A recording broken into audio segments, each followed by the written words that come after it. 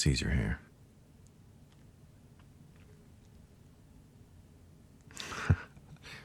Yeah, since last I was talking to you all, a lot has happened.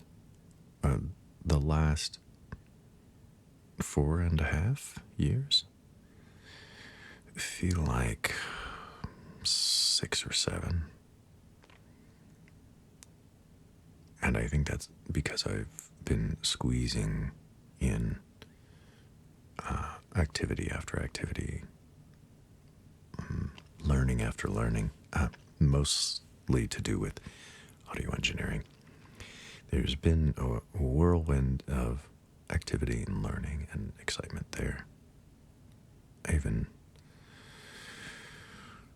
picked up other disciplines, but so yeah, audio engineering.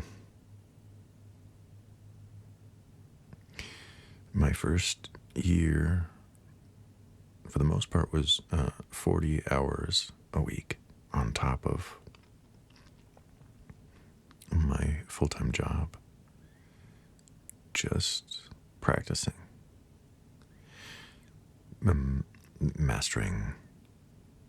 Well, most of my first year was done on Wikipedia spoken articles. It's just free files out there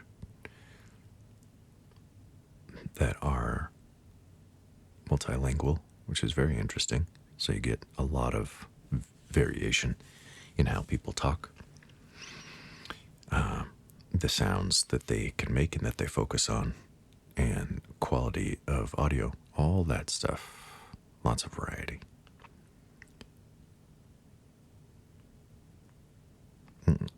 If I'm honest, I was afraid of touching music. I thought it was so excellent, impressive, and sacred in a way that I didn't know if I was good enough to do it. I was interested. I was tempted, but I was afraid. So I started with these voices, editing those with what software I had at the time, which was still pretty good. And I just went until I started to either run out of material, well, that, and I got bored. I said, you know what? I keep thinking about music in the back of my head. So I found ways to practice mastering songs. And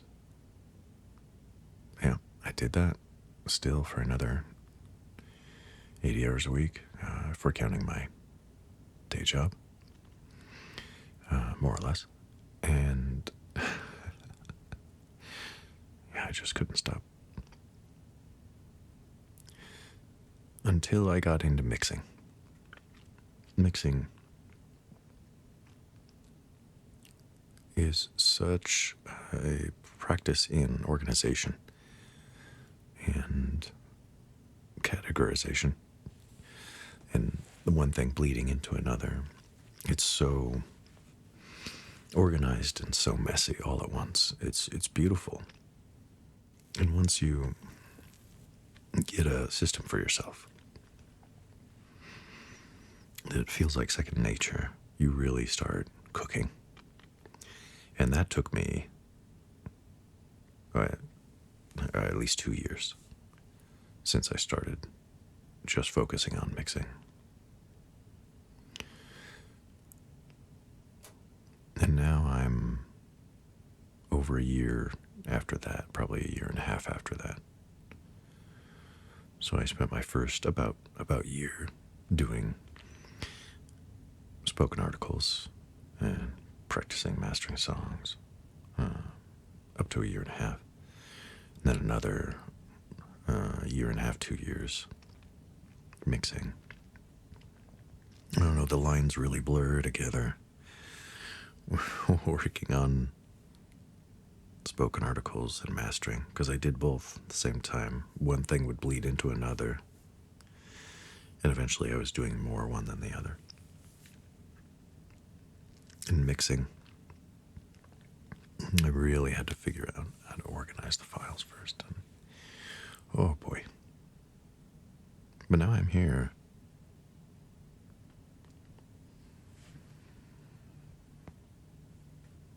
With a good amount of tools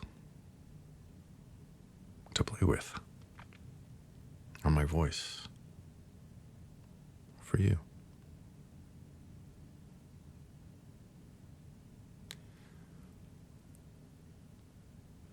And I have plans that are always subject to change. But for now, I'm sticking to one microphone. And before I have used up to 3. But I have a different field recorder, which I've used for artists, musicians out in the field and on location, in a warehouse, at their house. I have lots of, well, enough things to play with, and a decent little microphone. So from mastering to mixing to recording, and now I'm doing live mixing at a radio station in town. It is a pleasure to work on music. It's a pleasure to work with artists. It's a gift to be able to show them my appreciation for their skill. You know, here I am, a person who just has listened to lots of music.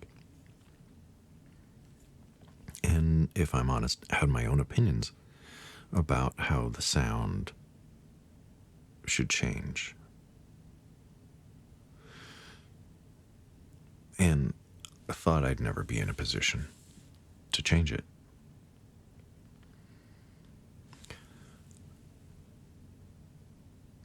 And I get to work with these artists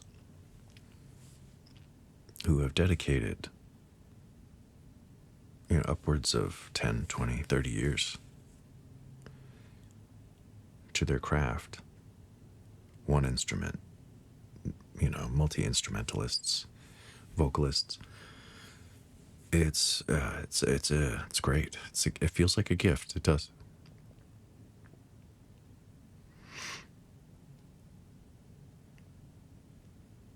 Yeah, the biggest. I really don't know how to talk about this, and I'm going to try to do so thoughtfully,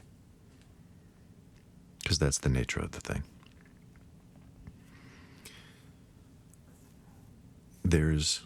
And by this I mean there was another discipline that I was learning in between and during audio engineering that really spoke to me. Where'd this come from? As far as my history, I was practicing yoga in college and Tai Chi. And eventually I got into Buddhism. Really deeply. Like much how I started with audio engineering. And I wanted to learn the traditional ways first, so I went with the Theravada and then learned from there Mahayana and other things, and eventually Zen. So I went to my professor, who I used to take yoga and Tai Chi from, who I thought was great. And I said, I'm really into Buddhism. And all of a sudden, this spark in him was lit. And he had this excitement about him. And he kind of smirked and said, "Have you heard of Taoism?"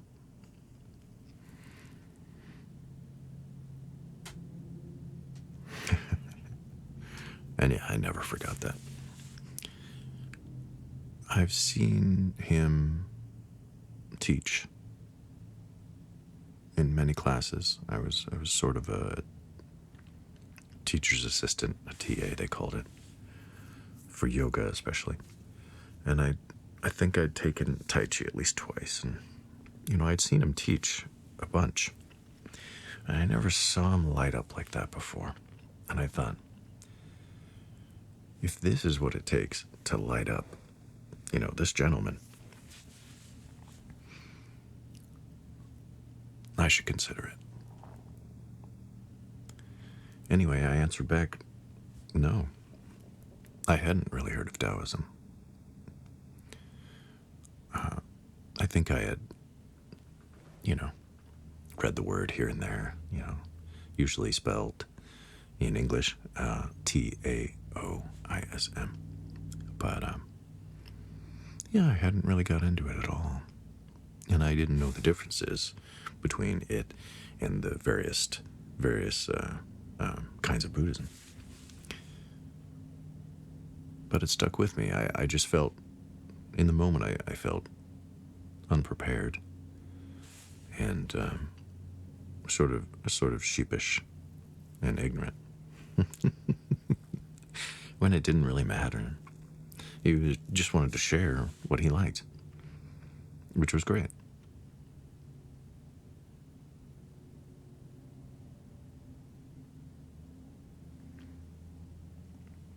So in these last couple of years, I bought the Tao Te Ching. And of course I had to get a well-translated version that could explain what the original Chinese meant and everything.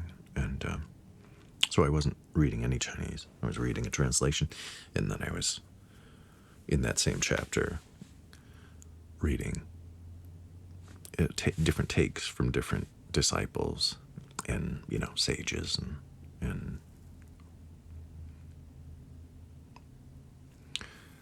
scholastic peoples. It was wonderful. The book, the one that I got, it mentions multiple times a meditative reading. So my meditation became the reading of the book itself. Really thinking with imagination, intent, and purpose, while absorbing the chapters as best you can.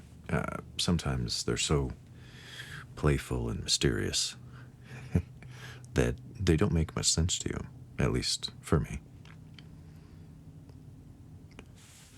But therein lies the value of reading the book again. And I've read it a couple times now. And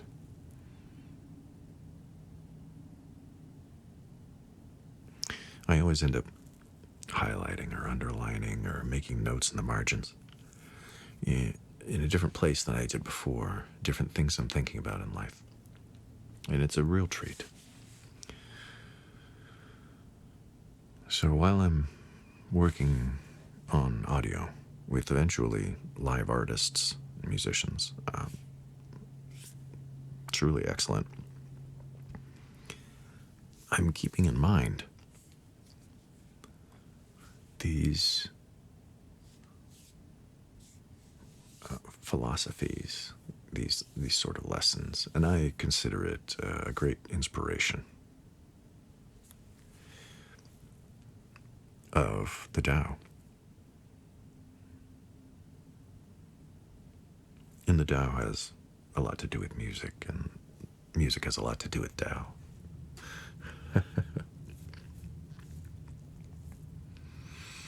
So it's great.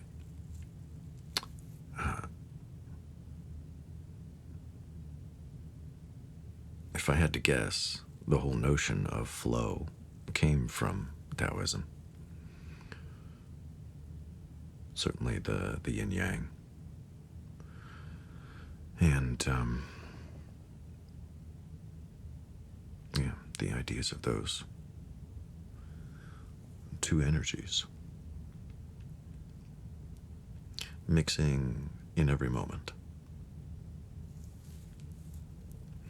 So what did I do?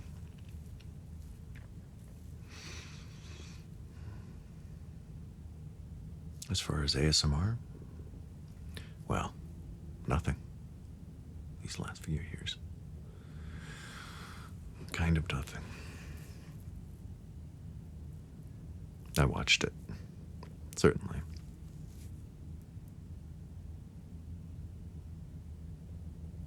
There are two artists I watch the most.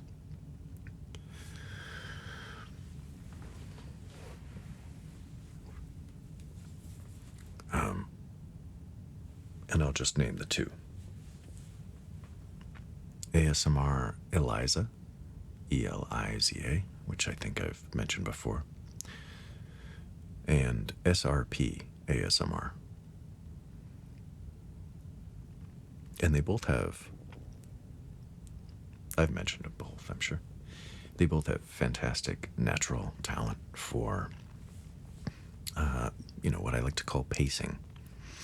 Their sort of tonal progressions and way to go through language and procedures that is convincingly relaxing. They just have this way that is so consistent. Honestly, I don't think I have the strength of consistency as an ASM artist. So if anything, I thought if I ever started recording ASMR again, what would I try and use? What would I portray? If not consistency, then what?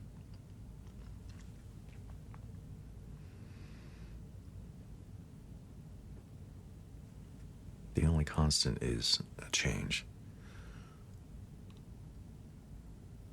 Especially in my ASMR. Honestly, I'm endeavoring now to find a sound that I can keep. So at the very least, because I do want to be an artist that is focused on sound, primarily. And as you can see from this video, I am focused on sound.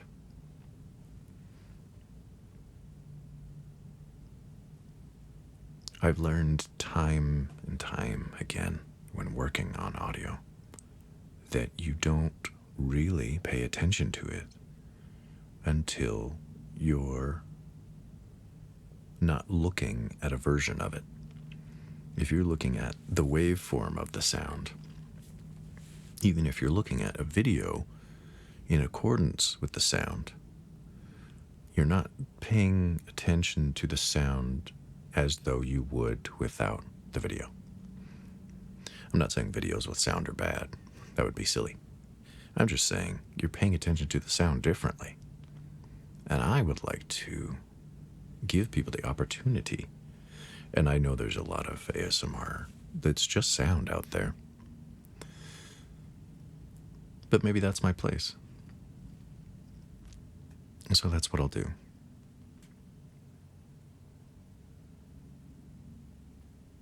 In my videos before, I was always more concerned about the damn sound anyway. I was always listening to it. And now, I'm not. I can't hear myself when I'm talking. Right now. It takes my attention off it. See, it's the flow of things in this regard as well. If I'm the sort of person that is distracted by listening to myself monitoring live, then let's try not to.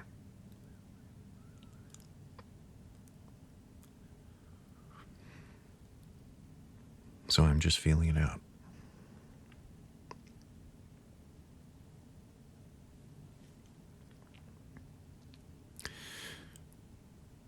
The funniest thing about Taoism is that in the first chapter, they say words are insufficient.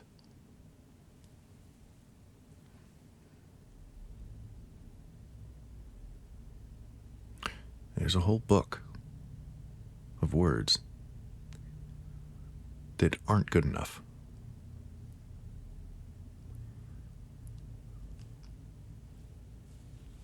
There's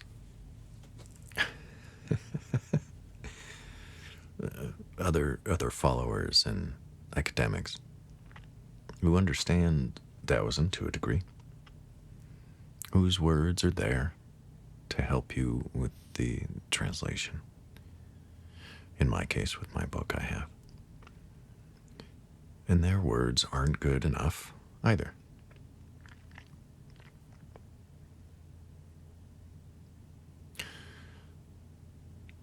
Which brings to mind, which words are good enough?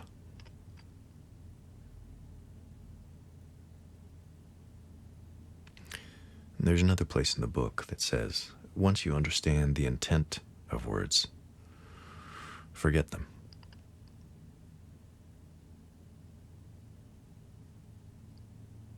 So maybe that's it. Try to understand what someone is trying to convey, what they're really expressing. And you can forget the rest.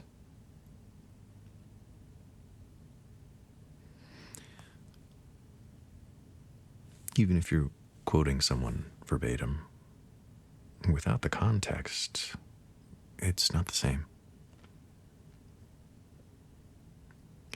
You just had to be there.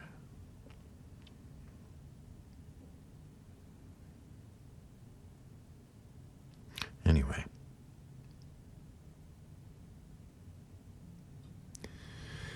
I'll leave you with one last thing.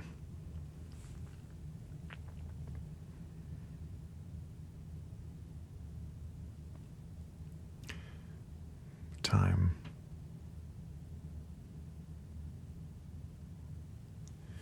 attention, breathing,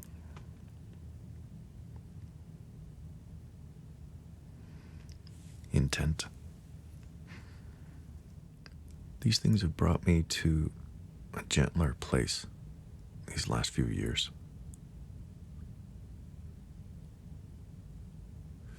Sometimes it's hard to, with the various things that we can play with in life, to pay attention to what your nature is. What do you really care for, and what have you always cared for? What don't you care for that maybe you've always not cared for?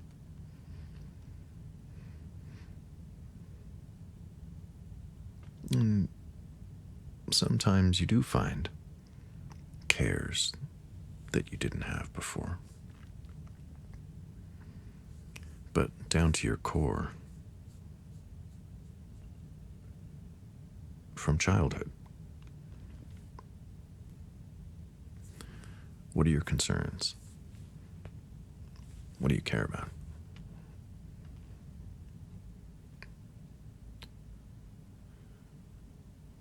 Listen to yourself, watch yourself, care about yourself, and you'll let you know.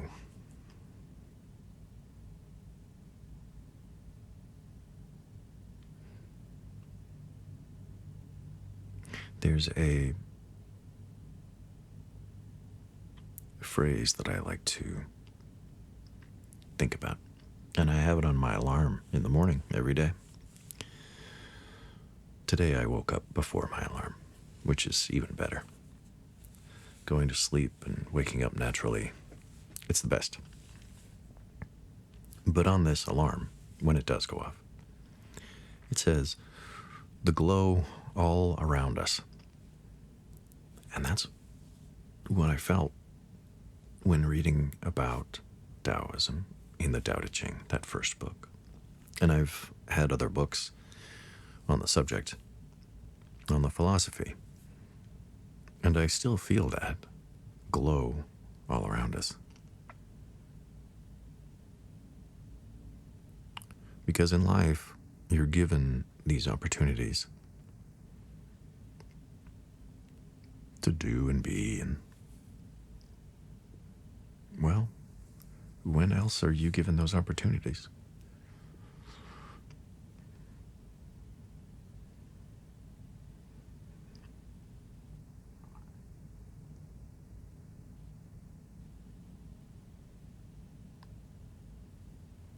All right.